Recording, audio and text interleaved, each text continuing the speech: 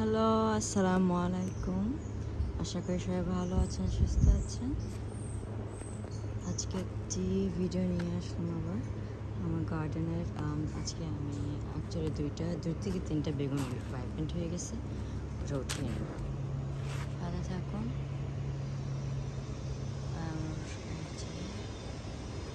সাথে আমি কয়েকটা আপডেট দিয়ে দিই গার্ডেনের। এটা হলো আমার পাম্পকিন প্ল্যান্ট, আমি এভাবে ছেড়ে দিয়েছি, যাচ্ছে অনেক বড় হয়, এখানে রেটে লাগাইছি আমি সব, বাট ইটস ফাইন। আমার অনেক কচু প্ল্যান্টস আছে, কচু গাছ আছে, এখানেও দিয়ে রাখছি কিছু।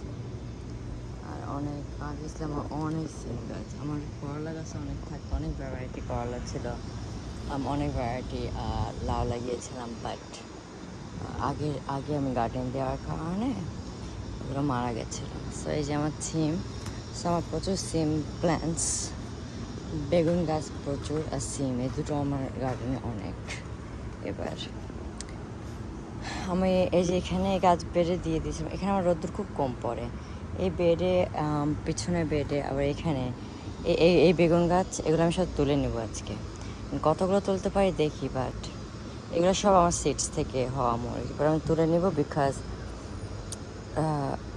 সানের রেটটা দিয়ে দেবো পটে দিয়ে, কারণ এখানে খুব দ্রুত বড় হচ্ছে না, মানে যেসব প্ল্যান্টস এর সাথে দিয়ে দিয়েছিলাম ওগুলো বড় হয়ে গেছে। আর এই যে পলিনেটার্স আমার গার্ডেনে, এই যে পলিনেটার, এই যে মধু খাচ্ছে আমার গার্ডেনের রস। আমার গার্ডেনে কিছু করা লাগে না, বিকজ এভরি মর্নিং পলিনেটার্সরা আসে, আমি দেখতে পাই এসে, যেগুলো ফ্রুট আছে সেগুলো পলিনেট নিজেরাই করে দেয়। এই যে একটি কিউকাম্বার, এখানে একটি হয়ে গেছে অলরেডি পলিনেটেড, এগুলো আই থিঙ্ক এটা সিলভার স্লাইসার। সো এগুলো সব কিউকাম্বার। আমি আরও কিছু নতুন প্ল্যান্ট লাগিয়ে দিয়েছি, আর টমেটো খুব স্লো গ্রোথ হচ্ছে, কারণ এখানে রোদ্দুর খুব কম পড়ে। আমার এই জায়গাটা সারাদিন বসেও থাকা যায়, কোনো রোদ তৈরি হয় না। এই বেডেও কিছু সিম গাছ আছে, এটা ঝিঙ্গা প্ল্যান্ট, কচু শাক পুরো গার্ডেনে। সেই কচু শাক এখন ওকরাকে আবার করে ফেলছে, ওকরা বড় হচ্ছিল না, আবার আবার ঢেকে দিয়েছে। সেখানে ওকরা 1 2 3 4 5 6 7 8 9, আবার 9 to 10 ওকরা প্ল্যান্ট আছে, তার মধ্যে 5টা প্ল্যান্ট বড় হচ্ছে, ওকে মাশাআল্লাহ।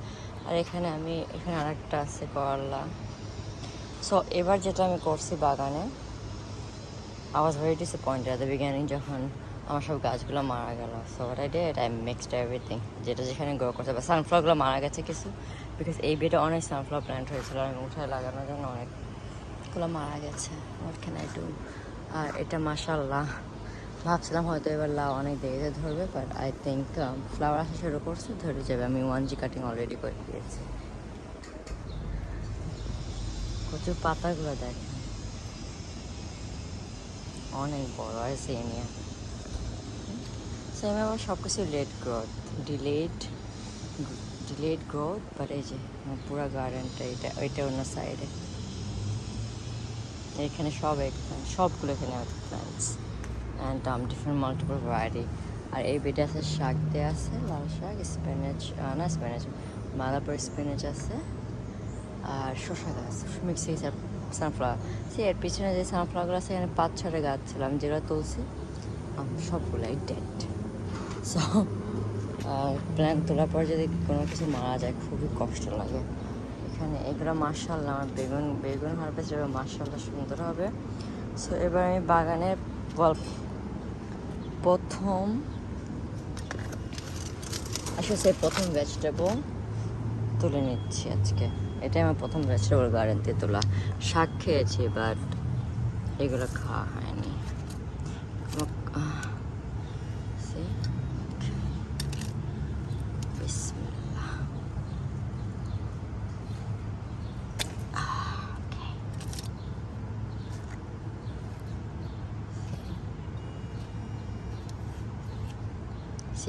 এই যে স্কিনটা কি সুন্দর গ্লাসি,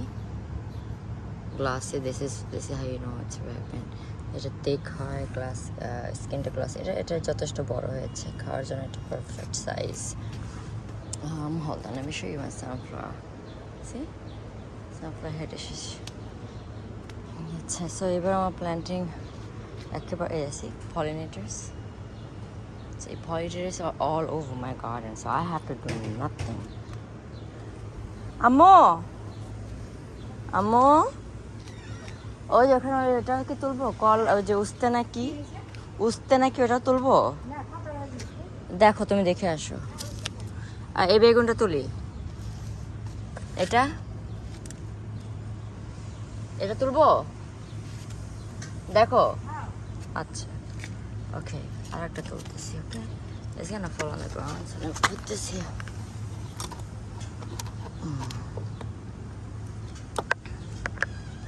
আরও কিছু রেডি হবে, ঠিক কিছুদিন পরে রেডি হয়ে যাবে। So oh god, so let it be.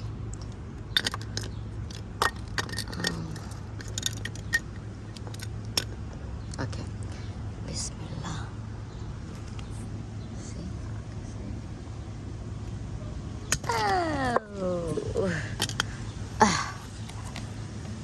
So এই ছিল আজকে হারভেস্ট। মাম স্যার অন্যগুলো তুলতে না, so I'll leave it to this two eggplant harvest today.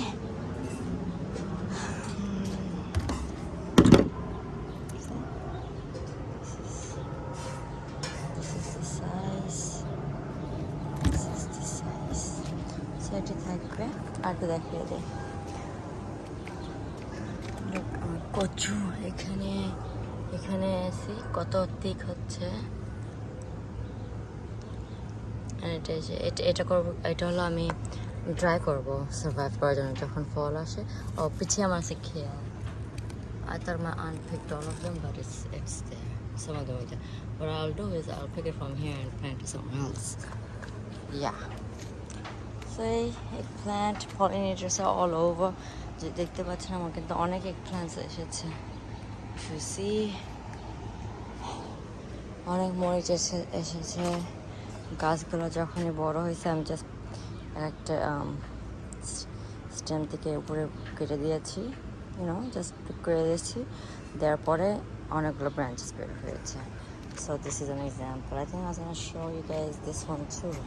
এই যে এখন এগুলো আমার অনেক জায়গা লাগবে, ফাঁকা করে দিতে হবে। এটা মাশাআল্লাহ অনেক সুন্দর হয়েছে। আর পুয়ের শাক যেটা করতে হবে, আমি কিছু একসাথে লাগাইছি, আমার না সেপারেট টপগুলো কাটতে হবে, 3 হয়ে যাচ্ছে। আর এখানে ছিম গাছ একটা ভ্যারাইটি আছে, আগে হয়ে গেছে, সেটার আমি সিড রাখবো।